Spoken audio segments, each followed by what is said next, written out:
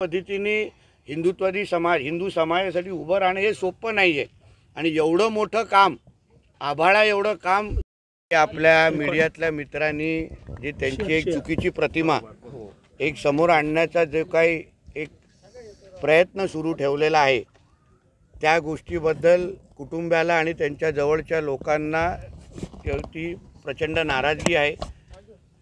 ते गुन्हेगारी क्षेत्रामध्ये का आले कसे आले ह्याची कोणालाच आपल्याला माहिती नाही आहे आणि उगाच माहिती नसताना पण आपण त्यांची एक चुकीची प्रतिमा तयार करणं हेही आमच्या मीडियातल्या काही मित्रांनी थांबवावं अशी अपेक्षा मी यांच्याकडून आपल्याकडून व्यक्त करतो।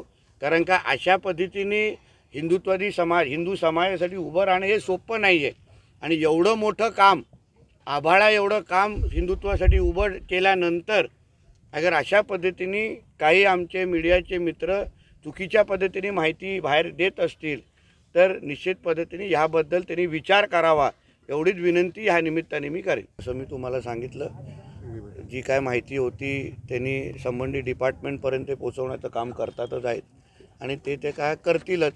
माझं फक्त हेतू आजचा परत सांगतो एवढंच आहे, फक्त हिंदुत्वादी काम हिंदू समाजासाठी काम जे ह्या कुटुंबांनी निर्विवाद पद्धतीने केलेलं आहे। आज रात्री बेरात्री